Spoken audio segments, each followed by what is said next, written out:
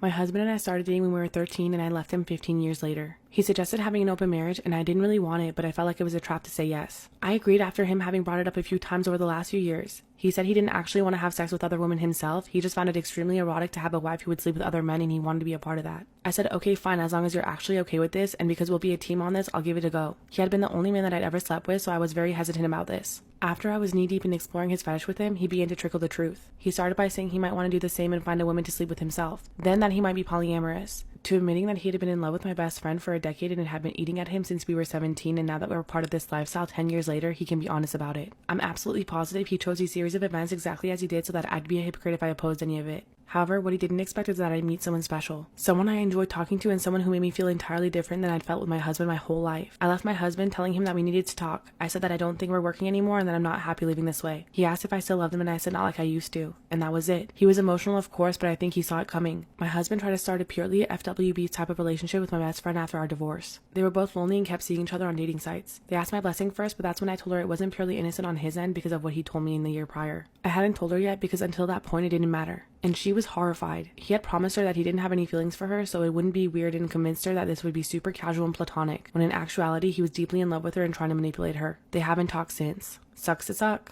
I got the biggest heartbreak of my life when I found out that my high school sweetheart turned wife cheated on me and that her children, Jack and Jill, weren't mine. At the time, they were 2 years old and I couldn't handle it, so I left. Since they were born within the marriage, I was legally the father and resented paying child support because it was basically the government rewarding my ex for her lies. Later on, I moved on and found a woman who was willing to accept me in spite of my baggage, and we had a wonderful marriage. I was heartbroken the day she died and pressed on because I knew I had to be there for my children, Miranda and Joe. I started a business and did fairly well for myself. I never talked about my ex-wife or her kids, so I developed a reputation of being this doting father and successful man. I never bragged about it, but it was rather something that was just pushed onto me and I tried to downplay. After my ex's kids turned 18, I double-checked with my lawyers and they said that I was in the clear and didn't have to pay support anymore. Well, Jack and Jill reached out to me, wanting contact and requesting financial assistance since they had plans for college. I calmly told them no and to never contact me again, and even had my lawyer send out a letter explaining that I was free of any more obligation to them. Jack and Jill were both upset and confronted me each in their own way. Jack went to my place of business, yelled about how I was a shitty father who abandoned his children, while Jill went on social media to badmouth me and my business and got many of her friends to write horrible reviews. Their actions hurt my reputation and cost me a lucrative contract, so I decided to file a lawsuit. It turns out their mom let them believe that I was their dad, and my own mother never thought about setting the record straight even though she has a relationship with them. We did another DNA test. First one was done during the divorce to verify that I'm not their dad, and I now have a case against them. I've yet to receive an apology from Jack and Jill, but their mom is begging me not to continue with the lawsuit. I said I'd only do it if she paid me a specific amount, and when she said she couldn't afford it, I countered that she could sell her house. That's when she said that she and her family wouldn't have a home, but I don't see how that's my problem since it was their mess to begin with. Am I the asshole? I hate wearing bras. They're uncomfortable, constricting, and expensive. With work from home, I spent the last year and a half basically never wearing a bra and got used to it. Quite frankly, my boobs are non-existent anyways. I recently started going to the gym again and started working out braless. I should note that up until now, no one has ever pointed out anything wrong with me not wearing a bra. However, in the middle of a set of squats, yes, mid-squat, a guy comes up to me, taps me on the shoulder to get my attention, and tells me that my nipples are poking out through my shirt. I get really irritated because why the F is this guy staring at my nipples in the first place and then stopping me mid-set to inform me? I ignore him and try to finish my set, but then this mofo literally grabs the bar, and as I ascend, he re-racks it for me. He claimed it looked like I was having trouble with my last rep and that he had to come over and make sure I could do it, and that's when he noticed my nipples. I'm really pissed off at this point, and I told him I don't need his help finishing my set and why the F he was looking at my chest in the first place. He said he was going to spot me, but then noticed my chest and thought it would be inappropriate. I pointed out that the safety bar was set, so even if I did fail the set, he wasn't needed. He just insisted that people at the gyms look out for each other and that going forward, I should probably wear a bra so that other people won't get uncomfortable and it may help me stay more balanced in my squats. I'm literally the only girl in the weight section of the gym at the moment, and other guys who are squatting and failed sets never have to worry about this shit. So now I'm really annoyed and also kind of uncomfortable that this guy I've never spoken to in my life thinks he's helping me and then has the audacity to tell me how to dress. So I tell him, you have bigger boobs and nipples than I do. Maybe you should wear a bra so people won't get uncomfortable and you won't fail your squats. He then got really defensive, saying that he was just trying to help and then called me a bitch. Honestly, I'm not sure if I overreacted, but I'm still kind of pissed off, so maybe that's clouding my judgment. Am I the asshole?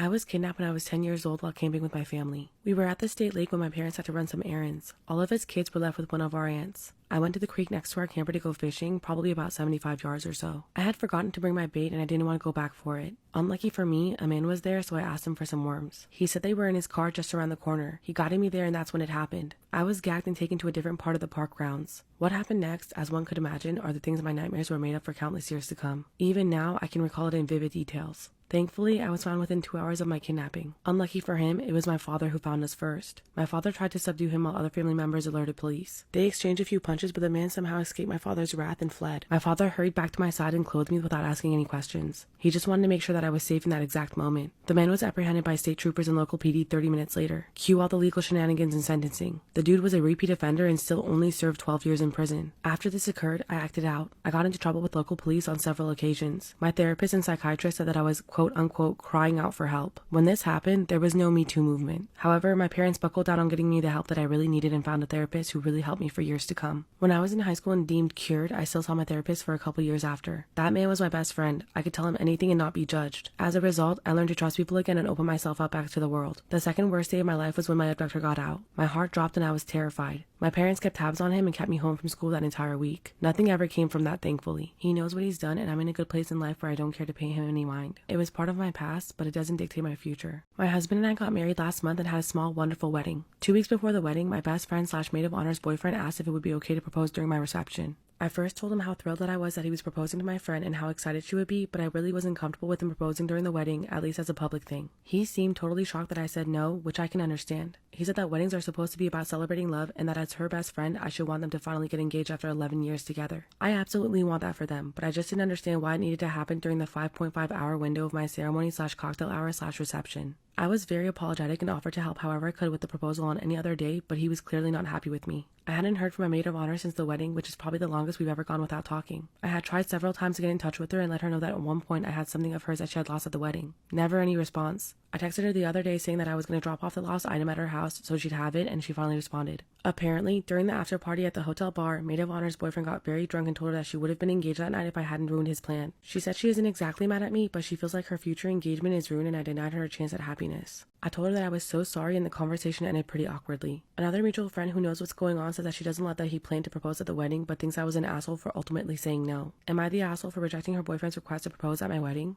Am I the asshole for pulling out of my brother's wedding because my old bullies will be there? My brother B is getting married to his fiancée F, who went to the same high school as me. I used to be mercilessly bullied in high school and didn't have any friends, which led to a horrible period of depression and anxiety. I now mainly deal by suppressing those memories and cutting off contact with people I knew from high school. F used to be part of the mean girl clique who were especially terrible to me, but to be fair, she was more of a follower in the clique. She never directly bullied me, but she used to laugh along with their clique when they made fun of me. When B started dating F, I was shocked and had a hard time dealing with it because it brought back what her clique used to do to me. If I ever brought up something they did, F would usually just laugh it off, saying that she doesn't remember and that they were probably just young and stupid. It took a lot of convincing by B and a lot of time working on myself for me to finally forgive F and accept her as my brother's girlfriend. B and F are now engaged and B asked me to be his best woman. I accepted and even agreed to help out with F's side of the wedding events because her maid of honor has too much on her plate. The wedding planning has been going smoothly so far until F told me that she was going to invite her high school clique to her bachelorette party when she can have it. I immediately felt old anxiety come back and asked her if they'd be invited to the wedding too. She said yes, and learning that nearly crushed me. I spent some time thinking about it and I don't think I could be at the wedding if those people are there. F at least never tortured me herself so I can handle it, but seeing her gang leaders again would very likely trigger my depression or worse, send me into a panic attack at the wedding itself. I told B that I might need to pull out of the wedding because of that, but I can still help however I can with the wedding planning as long as I don't have to come in contact with F's gang. B is very upset and says I'm only thinking of myself, and clearly I don't want to be at his wedding because I still don't accept F as his future wife. He also told me that I should move on from whatever happened in high school, but even if I try to do that, a high stress event like his wedding would be the worst time to test if moving on works. So, am I the asshole?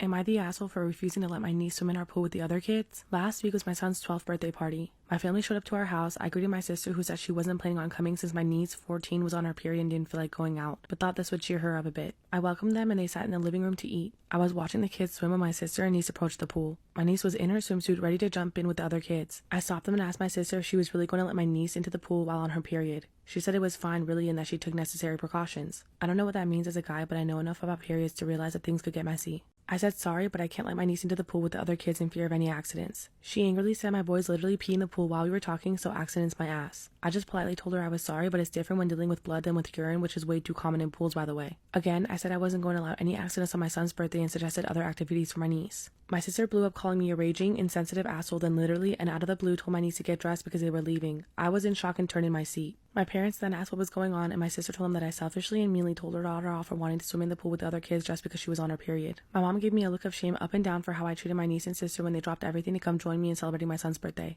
I said I didn't tell them to leave, but I honestly didn't want to deal with having to clean up a bloody pool. My mom said that I was still in the wrong and that it was God's plan that I don't have any daughters and my kids are all boys since I clearly heavily favor boys, but that couldn't be further from the truth. My wife said I didn't overreact, but at least I could have been nicer about it, but I believe I was polite when I spoke to my sister and I think she took it personally. Was I the asshole in this situation?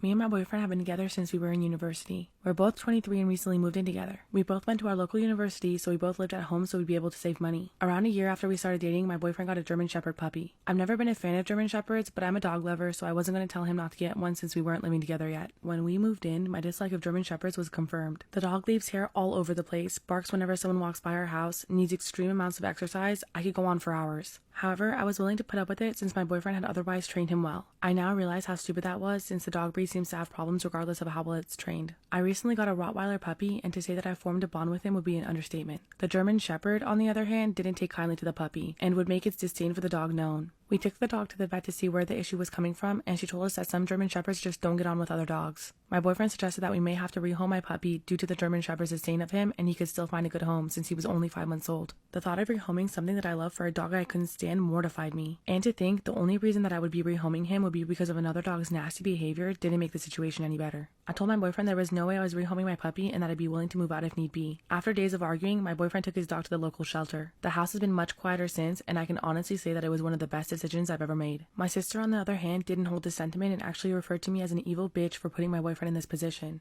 Am I the asshole for making my boyfriend rehome his German Shepherd?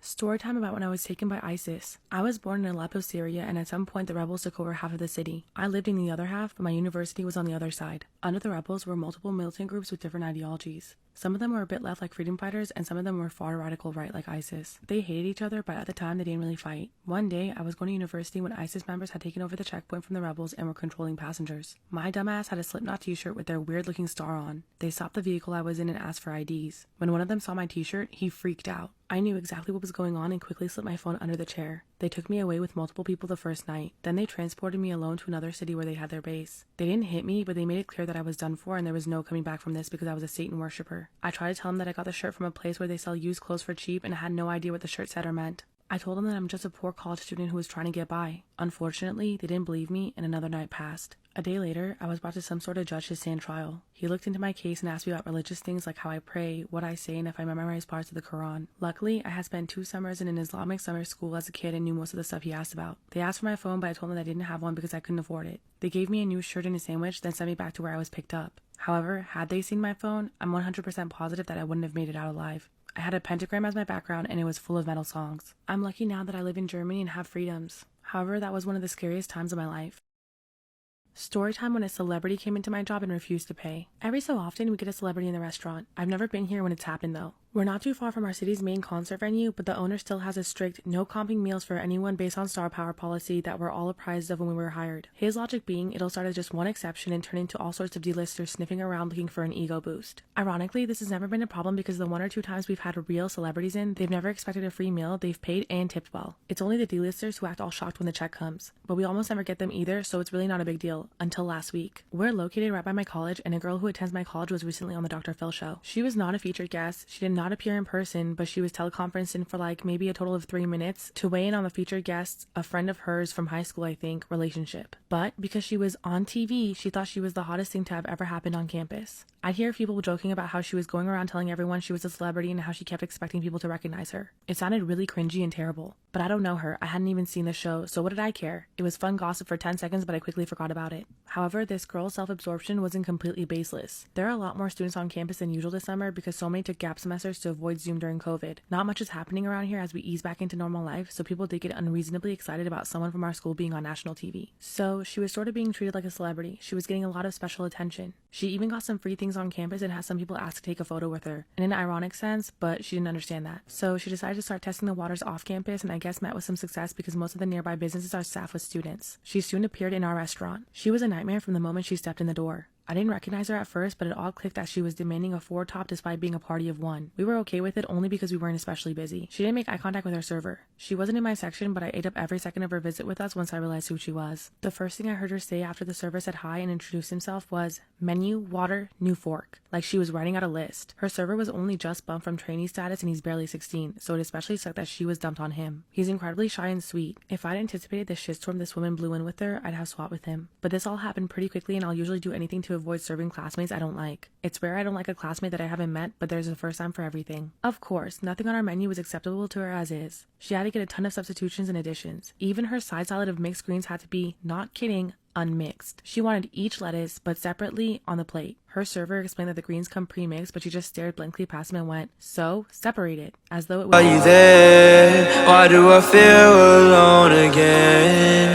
On a trip to nowhere, and my past comes out to play. Put all my fears right on display. And when it comes the end of the day, I hope these thoughts of you fade. But I can't forget your face. It's every night in the ceiling in gray. I know it's bad for me.